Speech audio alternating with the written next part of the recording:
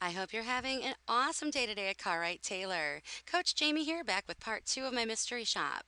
Now, I submitted my lead on Tuesday, May 26th at 8:48 a.m. Central Standard Time.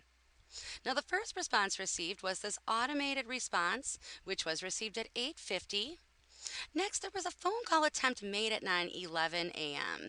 I'm not sure what happened here because it did not ring through on my end. However, you did include this in your email, which was received at 11:46. So, due to this, I ended up calling the dealership back and getting the call later on. So, in regards to that phone call, please listen to the audio portion of this shop for all of my recorded comments. So, your phone response time was perfect. First, what I want to talk about is the automated response email. Now, remember, we don't recommend these. If you are to send them, we want them to appear to be personal. So, you should be referring to the customer by their first name and including a signature file.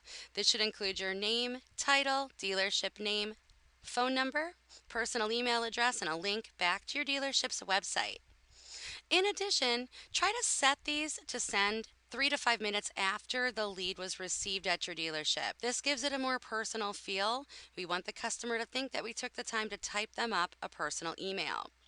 You also want to attempt to elicit a response from the customer, so include a question which will prompt your customer to hit that reply button. Now, it was received in my inbox versus spam, which is a huge positive, and you also do a great job building value as well. So, nicely done there. In addition, there are no spelling or grammatical errors that I found, so nice job. Now, next, I want to talk about that email received as it was sent before the conversation with the customer. Now, I would like you to work on this email. When sending prior to speaking with your customer, there is more information that we require.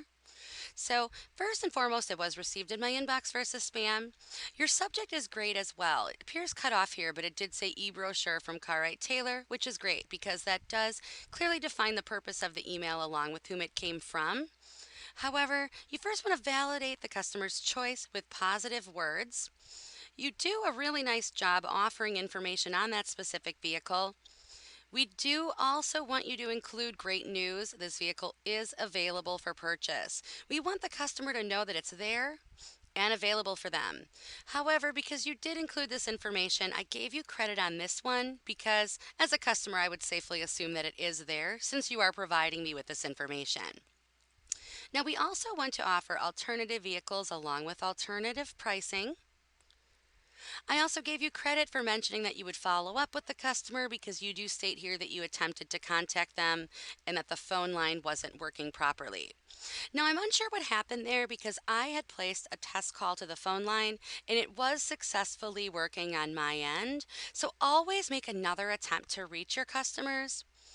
However, due to the fact that you did include that in this email, I did end up calling the dealership back and including a phone call here. So moving forward, just be sure that you do make another attempt later on to reach your customer. There could be something wrong with their phone line and it could be successfully working later on. So we want to definitely make more than one attempt. Now, we want to be sure to also include a complete signature file. So this should include your name, title at your dealership's name, then your phone number, personal email address, and a link back to your dealership's website. You also want to build value, so include some type of a proposition statement or mission statement here. Give the customer a reason to choose your dealership over all of the competitors. And we also want to ensure that these emails look professional. So they should be void of any spelling and grammatical errors. We can see here this entire paragraph needs some work. So spell check everything and ensure that there are no spelling errors, that everything is grammatically correct. You're using the proper punctuation, complete sentences, capitalizing when necessary. So just make sure that you are working on that. But overall, you still made a nice attempt. Just continue to practice and remember of sending that email before speaking with your customer to include everything I outlined in this video. Your secret code for this portion of the shop today is customer. Let's make that customer experience the best possible and include each and every step and process. Thank you for watching.